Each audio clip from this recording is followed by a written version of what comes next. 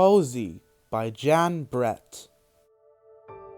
Storms rolled over the tundra when Cozy the muskox was separated from his herd. He was used to being with his family. His mother and father had named him Cozy because his silky coat was so soft and thick. Cozy braced himself against the wind, and his thick coat warmed him like a blanket. In a tussock, a mother lemming's pups were squeaking loudly. "I'm cold, I'm cold, I'm cold." She used a triple carry to tunnel them toward a new spot, where she saw a towering mountain of fur. In no time, the lemming family settled in next to Cozy's left hoof. "Shh," she whispered. "Quiet voices, and that muskox will never notice us." Snowshoe Hare, feeling chilly, had the same idea. "Master Muskox," he asked politely, "may I wait out the storm under the protection of your very thick coat?" Cozy was happy for the company, and well aware that a lemming family had snuck in. He said, "Welcome, Snowshoe Hare, but mind those lemmings, quiet voices and gentle thumping only." Snow swirled, and flump! Suddenly all grew white. Was it a clump of snow that had hit Cozy on the forehead?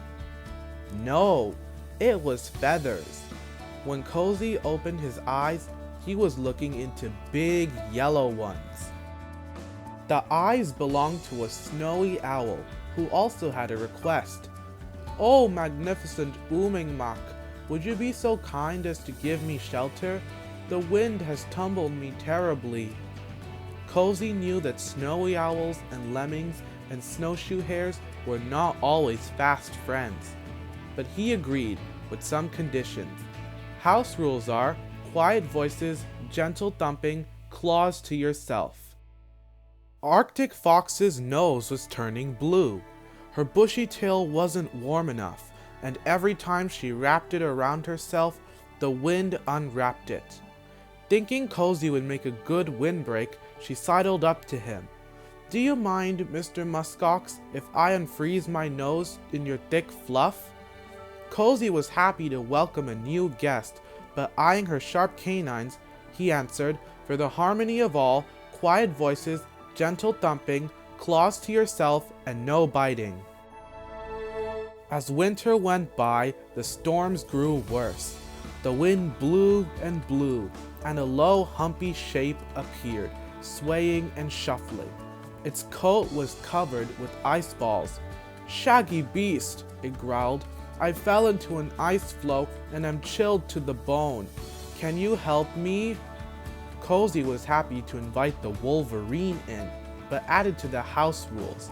Quiet voices, gentle thumping, claws to yourself, no biting, and no pouncing. Cozy's new friends cleaned their coats, preened their feathers, napped, and were glad for their comfy shelter. But then, above the wind, the animals heard yip, yip, yip. A team of Huskies, always on the lookout for a good thing, barreled into Cozy's big bulk, flinging the creatures in all directions. Their musher, a sea otter, looked on in dismay. "Hi," the lead dog grinned. "House rules," chorused the jostled lemmings, snowshoe hare, snowy owl, Arctic fox, and wolverine. "Quiet voices, gentle thumping, claws to yourself, no biting, no pouncing, and be mindful of others." Cozy, wary of the lead dog, who looked a lot like a wolf, shook his horns to make sure the Huskies understood. As time went by, the wind calmed a little and the Arctic sun climbed higher in the sky. The animals felt more at home every day, but Cozy had spring fever. "I want to find my family. How can I move about with these visitors underfoot?" The house rules were stretched every day. When was a nibble a bite? When was a hoot quiet or loud? There was bumping, making faces, and nobody was saying, "I'm sorry." One sunny day, the lemmings were playing climb the ladder. A great chunk of Cozy's coat came off. Then another hank came off in Snowy Owl's talons. Cozy remembered this from last year. Shedding meant it was finally spring in Alaska. Hank by hank, all of Cozy's warm, silky winter coat drifted down the slope. Cozy's lodgers started heading to their spring homes.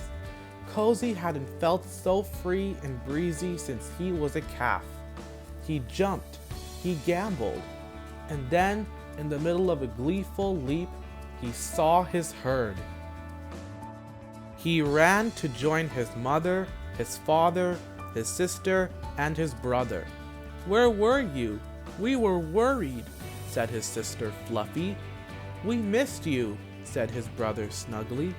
"I made some new friends," Cozy told them, "but it was nice to get back to muskox ways."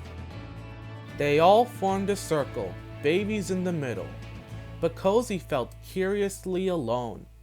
Then the breeze carried squeaky and growly and whistling voices. "See you next year, Cozy. Meet you when the snow flies, Cozy." The snowshoe hare thump, thump, thumped as they all called, "We can't wait to get cozy with Cozy." The end.